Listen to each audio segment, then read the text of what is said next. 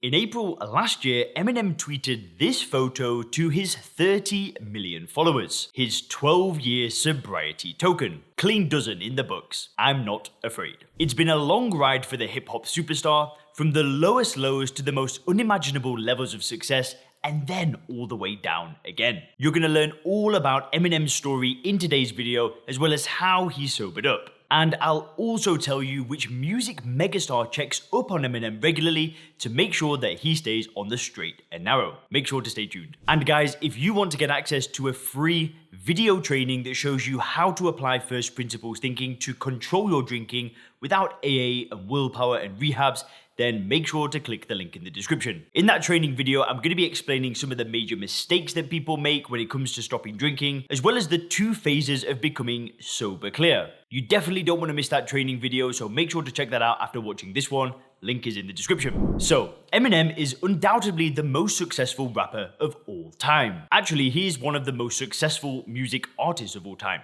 Period. He sold around 250 million records worldwide. This puts him in the same leagues with the likes of Elton John, Madonna, and the Beatles. In the US, 10 of his albums have gone to #1. He's won more or less every music award that there is, including the 2003 Academy Award for his song Lose Yourself. This was the soundtrack to the partly autobiographical film 8 Mile, which was also a massive commercial hit. But before Eminem shot to fame with his 1999 album The Slim Shady LP, his life was anything but smooth sailing. His story is inspirational and tragic at the same time. Born in Missouri in 1972, his parents were divorced when he was 2 years of age. His mother was only 20 at the time. After the breakup, his father moved to California, where he fathered 2 more children with another woman. Whilst growing up, Eminem sent dozens of letters to his father, and they were all returned to sender. In 2001, 2 years after becoming famous, his father attempted to reach out to him. He told a UK tabloid, "I desperately want to meet my son and tell him that I love him. I'm not interested in his money. I just want to talk to him. I want him to know that I'm here for him if he lets me back into his life." Now, his father passed away in 2019. Despite his pleas, his famous son never saw him again. After his father left the home, his mother turned to drugs and alcohol. Eminem grew up in abject poverty. His mother hopped from one low-paying job to another,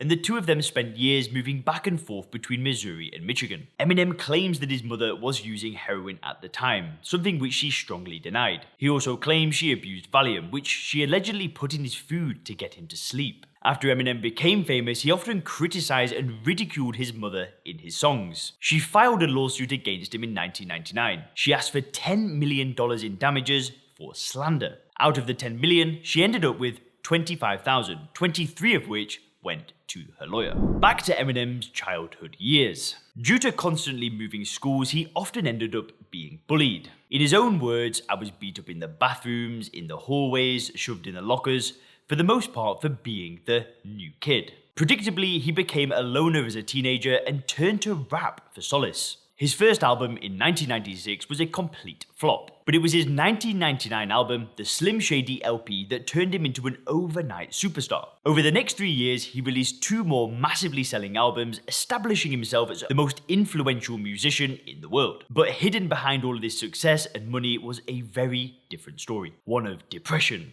failing an addiction to prescription painkillers and sedatives. Now, in the summer of 2005, Eminem abruptly cancelled his scheduled European tour, citing exhaustion and, quote, other medical issues. But it was soon revealed that he had entered rehab to kick his drug problems. In an interview with GQ, he went into details about his experience at the rehab. "Every addict in rehab feels like everybody's staring at them. With me, everybody was staring at me.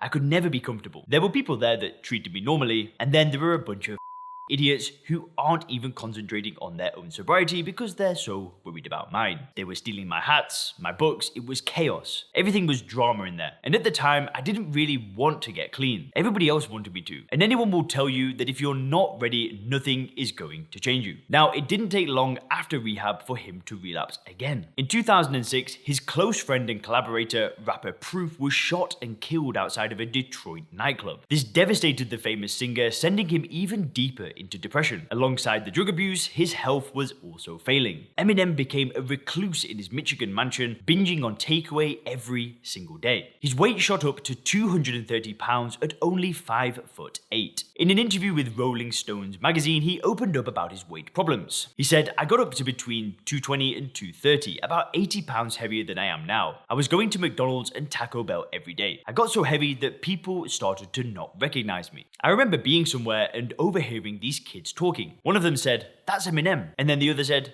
'No, he's not, man. Eminem ain't fat.' I was like, that's when I knew I was getting heavy." Now guys, you probably already figured out that his sleep was seriously messed up too. Reportedly, he could manage about 2 hours of sleep straight. He'd then have to take more pills to go back to sleep. In 2007, he overdosed on methadone pills and was urgently admitted to hospital. It later surfaced that the amount that he had taken was equivalent to 4 bags of heroin. Now, remarkably, after all of this, it only took him a month to relapse yet again. In 2008, the superstar had finally had enough and he decided to turn the corner. How exactly did he do it? Interestingly, no rehabs, no clinics, nothing. What he did is he hired an addiction counselor who he continued to see once a week for years afterwards. As you can imagine, the process was excruciating. Eminem has stated that he couldn't sleep for 3 weeks straight. He was up day and night watching the TV and walking around like a zombie. Now, at the same time that he was going through all of this, Eminem reached out to another music legend, Sir